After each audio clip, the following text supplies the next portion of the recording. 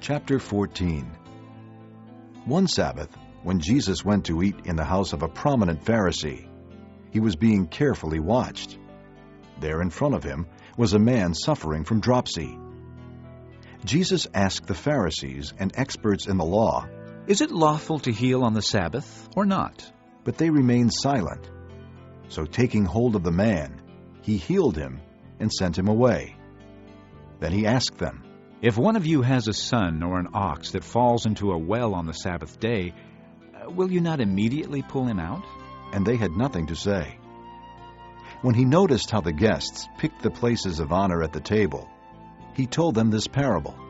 "When someone invites you to a wedding feast, do not take the place of honor, for a person more distinguished than you may have been invited. If so, the host who invited both of you will come and say to you, 'Give this man your seat.' Then, humiliated, you will have to take the least important place. But when you are invited, take the lowest place, so that when your host comes, he will say to you, 'Friend, move up to a better place.'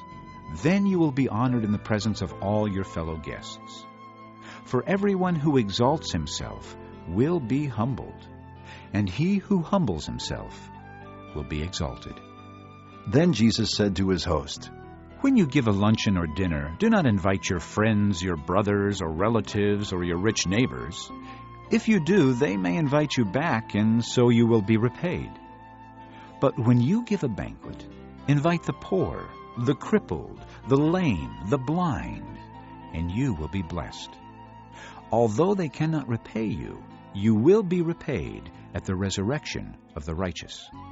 When one of those at the table with him heard this, he said to Jesus, "Blessed is the man who will eat at the feast in the kingdom of God." Jesus replied, "A certain man was preparing a great banquet and invited many guests. At the time of the banquet, he sent his servant to tell those who had been invited, 'Come, for everything is now ready.' But they all alike began to make excuses.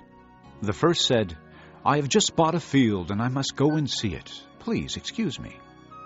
Another said, 'I have just bought 5 yoke of oxen and I'm on my way to try them out. Please excuse me.' Still another said, 'I just got married, so I can't come.' The servant came back and reported this to his master. Then the owner of the house became angry and ordered his servant, 'Go out quickly into the streets and alleys of the town and bring in the poor, the crippled, the blind, and the lame.' 'Sir,' the servant said, 'what you ordered has been done, but there is still room.'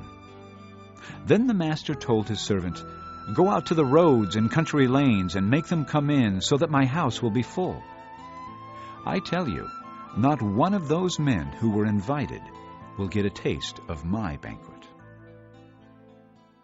Large crowds were traveling with Jesus, and turning to them he said, "If anyone comes to me and does not hate his father and mother, his wife and children, his brothers and sisters, yes, even his own life, he cannot be my disciple.